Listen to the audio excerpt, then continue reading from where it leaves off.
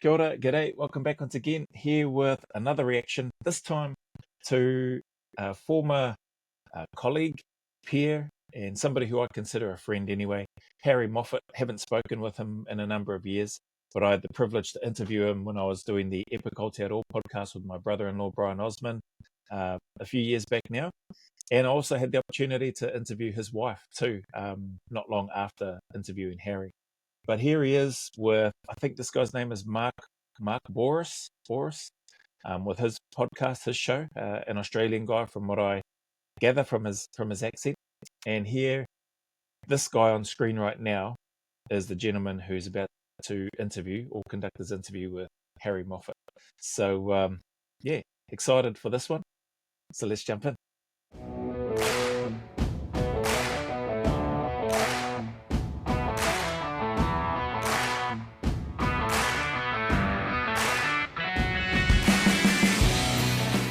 Anthony Moffitt, or Harry, as you've been known as. Welcome to Straight Talk, mate. Thank you, Mark. Yeah, it's a pleasure to be here. So I always want to know how someone's name goes from Anthony to Harry. In your surname, of course, Moffitt. But tell me how that occurred. How did you get that nickname? Yeah, so Harry came from an old Rodney Roode character. Harry Muff was his name. And a lot of people called me Moff, so it was Harry Moff in the end. And I don't think there was much of a likeness. It wasn't that funny. But who named you? A bloke by the name of Ken Studley on our SAS selection course. He made up a poem and a rhyme about everyone. He's one of the funniest guys who you'll meet. And he was one that gave me the name in the poem. And it stuck. It stuck. Yeah, well, you resist these names and they stick harder, don't they? Yes, totally. So that would have been in like the 80s? 1990. 1990. Yeah. Because I remember Rodney was, he had a radio show and TV show. I also remember Kerry closing his one of his programs down, actually mid-program, because Kerry just didn't like the way he went on.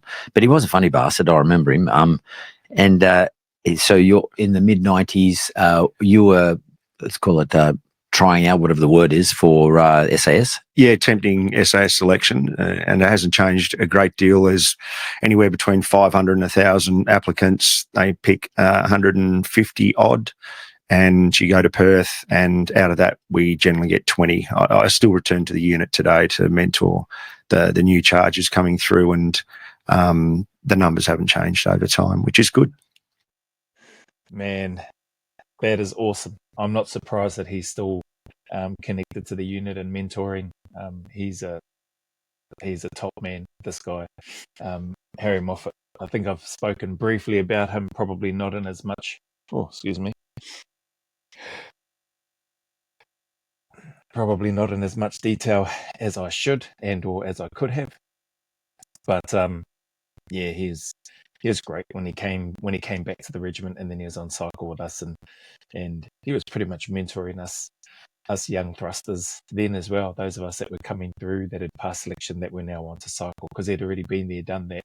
I think it was just because of the fact that he had been away from the regiment for a while, I think for a few years, and then he wanted to come back, and thankfully they embraced him and brought him back, and seems like they still have him there today, or still connected and going backwards and forwards. This is a recent, this has popped up recently, so it's about 11 hours old on what it's showing on my YouTube channel anyway, on my YouTube feed. So I thought, man, I gotta get in here and try to get a reaction done to Harry Moffitt sooner rather than later. So here we are. So let's say that's in the 90s. You obviously weren't born in 1980 because you would have been too young to be doing this. Were you in the military? What's that process? Joining the military, then trying for SAS? Or you just decide one day I saw the SAS TV show series on Channel 7 or Channel 9, wherever it is, and I decided I want to become an SAS soldier? I mean, how does that work? I mean, how do you get the instinct and the ambition to join the SAS? Yeah, it was a spark for me. I was going to be running out of full forward for Hawthorn football team up until I was 12 years old. That was my dream, or opening the batting for Australia. But I saw the images. You may remember Princess Gate, the Iranian embassy siege in the UK in 1980, and that flickered across a grainy black and white television set, and it just captured my imagination. And I read a bit in those days. I was reading from an early age, and I started reading some books about counter-terrorism and anti-terrorism. That was the golden era in the 80s. The aircraft hijackings and etc. So it was in the geist, if you like. It was in the background. And I just thought, whatever they're doing looks awesome and sexy, and they're all dressed in black. And the more I dug, the more I was intrigued and the more I wanted to do it. So I joined the Army in 1986 as a regular. And when the SAS circus came to town and beat the drums, I signed up and started a selection process, pre-selection into that 150 proper selection.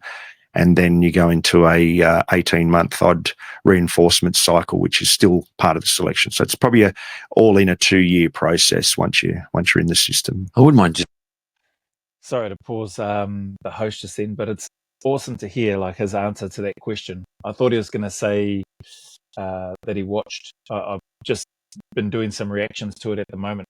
The 1984 SASR selection or documentary, Battle for the Golden Road.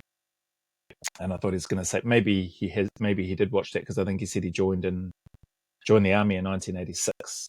So the documentary that I've been reacting to looked like it was aired in 1984. So I'm sure he probably saw it. But just hearing him talk about it was through seeing the Iranian embassy siege and then coming across and reading some books, and that he was he was already reading a bit, or he was reading from an early age.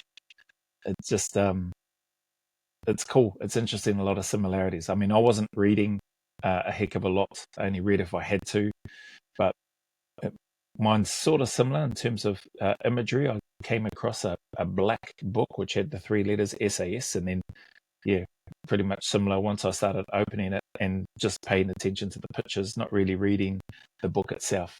Those images are what captured my imagination, which sparked a goal to want to get there from a young age. At 14, I was 14 at that stage. So pretty cool to hear Moff's experience and what triggered him to want to join. Just talking about it, because I've always been fascinated with the process of being selected, and I guess you're also self-selecting too, because correct, you might decide I'm going to drop out as well. It's not just somebody saying you're the dude. It's definitely a two-way selection process.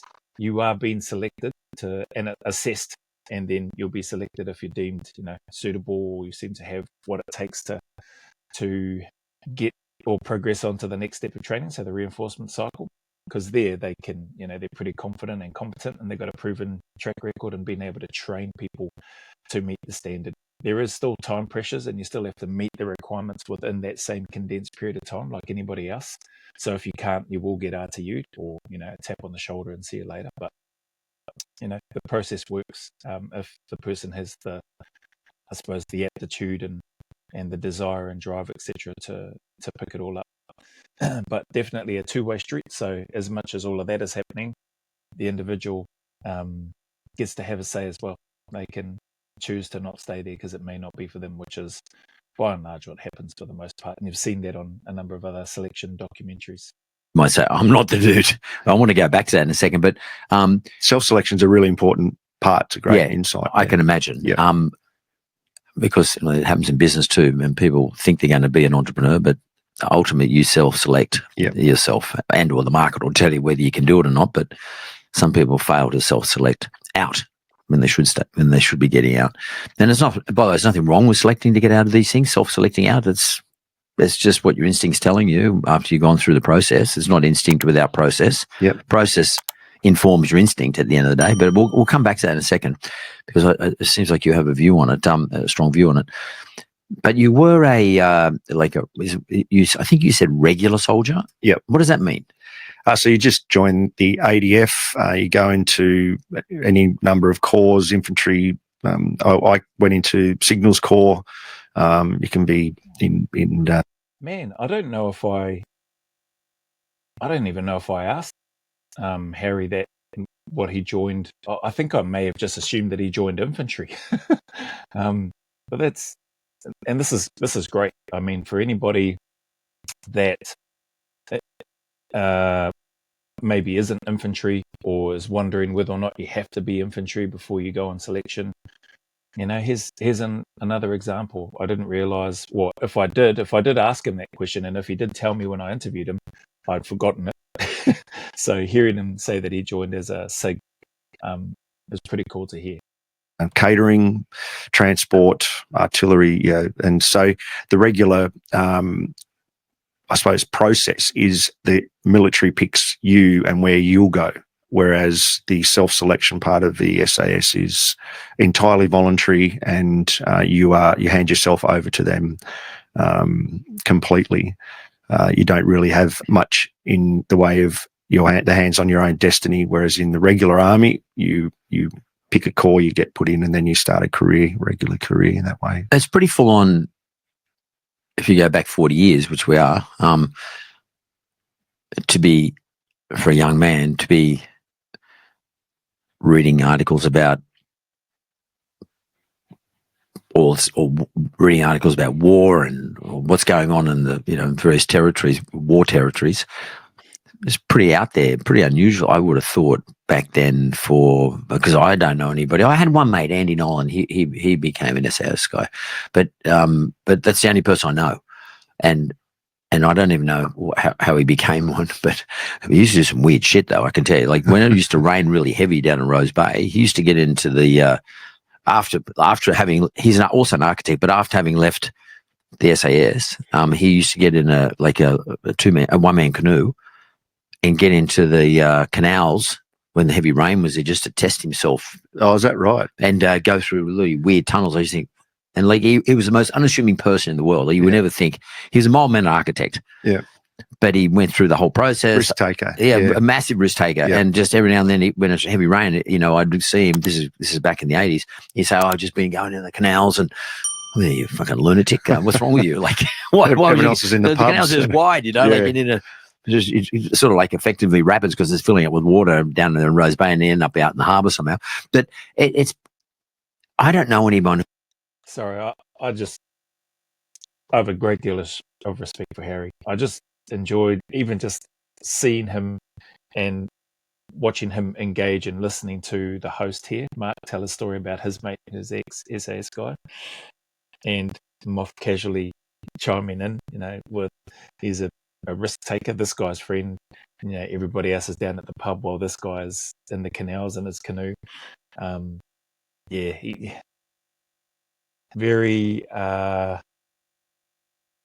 want to say hard to come across genuine people like Moff, like Harry, and it's just a real pleasure for me to be doing a reaction to a former SASR operator on his interview with this guy. I don't know much about the host of this show, but there's just something in terms of a feeling for me, in terms of seeing Harry on here, because he is a wonderful ambassador. I think that's what it is. He is a wonderful ambassador for the Australian Special Air Service Regiment.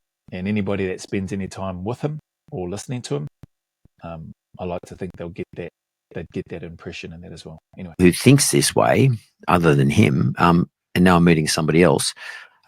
What is it that makes you inquire, or having such an inquiring mind that you start reading about this sort of stuff, and then makes you, when you mentioned the circus comes to town, the SAS recruitment comes to town, what was it that made you feel as though, this is for me, I'm going to have a crack at this? Yeah, I've thought about this, and we've studied this, in fact, in the unit. But I resolved my thinking to, it's an internal competitiveness, there's an internal drive, which you would be very familiar with. It happens in the business world. I see it in the business world and sports. And I think the SAS in particular, it's the opportunity to test yourself, to see if you have what it takes. And you're not impressing anyone at that stage, because no one really knows about it. It's very done in-house, very much. But it's that drive to see, do I have what it takes? The more you read, you think, you question yourself, is this, would this suit me? And that kind of, in a way, attracts you even more. Some of the common characteristics that I've observed over time, high tolerance to ambiguity and an appetite for risk taking, but it's generally quite measured. It's kept within the informed risk, informed, and also a competence level of risk. You within your own competence, you have a good sound understanding of the scope and limit of your scope and limitations. So it's not much as. So are you saying?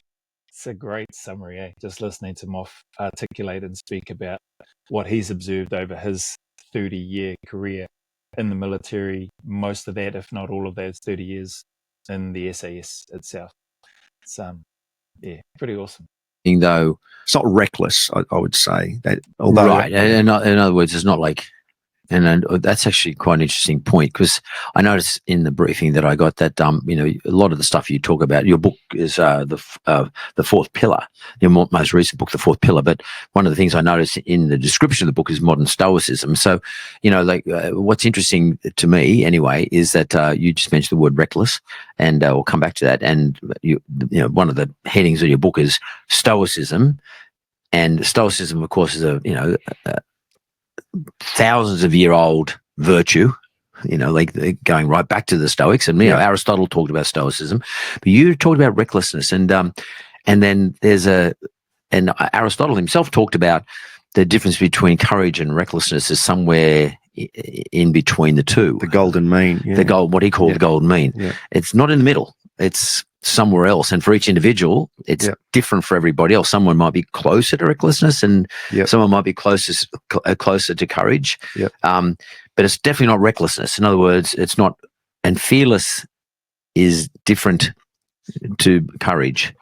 And do they, when you're training for the SAS, do they go through this virtue type deal, start talking to you about these old school things that they are old school? I don't mean that in a. Based on what I'm listening to and what I've just heard him say, like, nobody was talking about that to me or to my group, not that I recall anyway. Not in Australia, and not in NZ. I think part of that selection process and the reinforcement cycle of training is intentionally designed to a degree, to a level, whether it's, well, I think it is all consciously designed and set up that way to test. This is just my take, to test people's responses to that ambiguity that Harry Moffitt spoke about, the willingness to take risks, but calculated risks, measured, not reckless, like he's spoken about. So to this guy's question, to Mark's question, did they teach that or talk about elements of what he's talking about there, the fourth pillar, etc.? I'd not heard about that before. Great to see Harry's got another book out. I've only got his 11 Bats book. But yeah, I don't recall any sort of specific teaching or instruction around that. One other thing that I'll mention too, I definitely wasn't a reader, even though I've touched on that. Like that book that I came across, I wish I still had it. It wasn't mine anyway, but I just stumbled across it and I was just fascinated by the pictures. There were guys all in black kit. There were guys in military camouflage gear holding weapons. And that's what sucked me in. That's what drew me into man, I wonder what this is like. I didn't have any thoughts, or probably that may have been, maybe there's a good thing me not reading about the book, because Harry Moffitt said some of the stuff that he would read, it would cause, I think he mentioned, might have caused him or maybe others that he knew to question themselves. Could I really do that? I didn't bother reading anything about it. I didn't even read Bravo 20 when I was going through my infantry corps training, which was all the rage at the time of this book and that particular patrol. I refused to read it because I was like, and I don't fully know why that was. I think, I don't fully understand why I just intentionally chose to not read, and I've still never read Bravo 20 or Chris Ryan's The One That Got Away. I just thought, no, I don't need to read that. I'll go and test myself, and I'll go and do selection, and I want to keep going until I get there. So self-reflection right here. I don't actually have a reason right now to this day of why I chose not to. I think maybe part of it might have been as well because there was almost a whole bunch of people reading it, and I was like, yeah, I didn't want to jump on the bandwagon. I think that's probably one of the main reasons now that I think about it. It seemed like almost every second or third person on my core training was reading it, was talking about it, and I didn't want to be a part of that group that was reading it, that was talking about it and letting it consume me. So I just internally, I knew where I wanted to go, and I was just going to take steps towards trying to prepare myself to get there as well as I could, and then ask questions once I got into battalion, which is what I did, and then try to find out what I could about the selection itself. A disrespectful way, but old school virtues. Do you talk about these things? Stoicism, recklessness, courage, blah blah blah. We do now, and back then it really was a matter of survival. And so, if you were tough enough to wait it out, to run it out, to just persist, and in a very pure stoic fashion, just to be able to persist and put up with it. Stand your ground. Stand your ground. Don't complain. In fact, no one's listening anyway. It's a nil feedback environment, which is very, very harsh, and that's what makes something like tolerance to ambiguity such a valuable measure of someone who's suitable for service. You use another virtue word, tolerance. Yeah, and so you need to survive, and but these days I actually go back and teach applied ethics to our junior operators, not only for the moral challenges that they will face in their careers, physical, mental, and moral. You're talking about SAS, in service. But back in those days, it was how hard you could go for how long, and what you could tolerate and put up with. So there's how awesome. Sorry to interrupt Harry here, but that is awesome to hear, right? Imagine new operators coming through, having the opportunity to leverage and hear from somebody like Harry Moffitt with his experience, combat experience. I think 10 plus combat deployments for Harry, and the 30 odd years in the SAS. And how can you not gain something from this guy when he's coming in, speaking to you, if you are a new operator coming into the unit, speaking about moral ethics and that sort of stuff. I forget the word or the exact term that he used. But designed and intended, the adaptation and the learning, the continuous improvement that the regiment is known and renowned for, to be able to take the lessons that they've learnt and build upon those to help strengthen and equip the next generation coming through, or the next generations coming through, with tools and resources that they can use.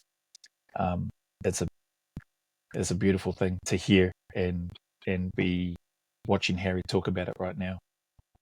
There's two kind of sides to that coin.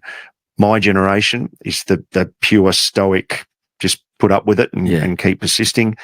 These days we have a more virtue approach to it, because we realise now that service in these kinds of units has a moral toll as well, and that gets mixed up with the mental health toll that it takes on people. Well, sorry to butt in again, and I think that moral toll, again, for me, and I think I've spoken about it when I was doing the reactions to war crime allegations and that sort of thing. Like, the people that I know, people that I served with, like I said, I never saw it, but I just felt that everybody that I was with had a really strong moral compass, and I saw that play out during my time there in the regiment. And I can only imagine with the global war on terror, which Harry has been through, which many other conventional forces and SF forces have been through. I can only imagine the toll that would have taken physically, emotionally, spiritually, mentally, for those that have been in that space and served, and what they've had to go through and endure. So hearing him speak about going back there and talking about some of those, it can only be a positive and a benefit for the generations coming through. So that's awesome. Or the final outcome. because you don't want people being all these things and then walk out and their career's finished. Yep. And all of a sudden they're a wreck. Yeah, but inside, that's correct, exactly. And I'm as a psychologist now, I spend a fair bit of time in that. But I guess at the start of an SAS soldier's journey, what we want is to give some guidance around what is reckless and what is controlled and informed. And I think we always want to select people who are probably going to lean towards the reckless part, because some of the nature of the work is such that it's high risk, high consequence, catastrophic consequences, not only for ourselves but for the people around us. So we need people to be willing to step into that space without question, without being afraid, feared, or without hesitation in most cases. So we want people who are probably that side of it, but I think the golden mean of Aristotle, if you will, it's a navigable space. What we also want is people to come back to a normal setting, a civilian setting, and readjust those parameters as well. And that takes. Wow, that's an awesome way to put it, to articulate that. Wanting people more towards that space that are willing to take those calculated, measured risks. He used the term reckless there, but it's not reckless. Like I said, there's a level of competency.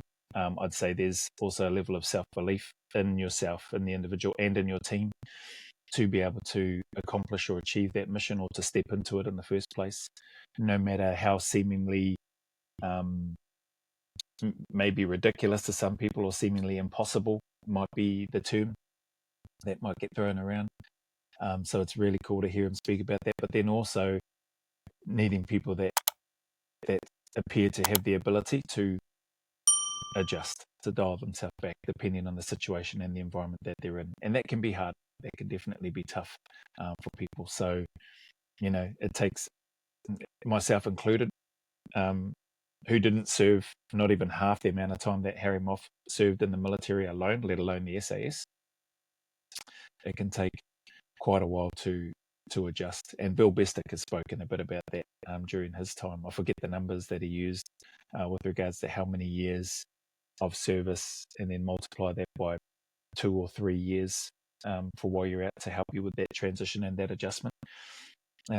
When you're in the regiment, you don't have that luxury. When you deploy and then when you come back, you're trying to adjust sooner rather than later, which can be hard.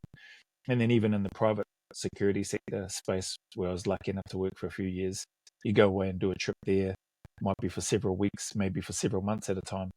You come back after that, you're still pretty wired and on edge, I suppose, is the term that I would use. Anyway, how are we going? A couple more minutes. Let's hear a little bit more. Certain kind of person that we don't always get right, but I think we're pretty bloody good at it. So recently, Donald Trump always get parameters as well, and that takes a certain kind of person that we don't always get right, but I think we're pretty bloody good at it.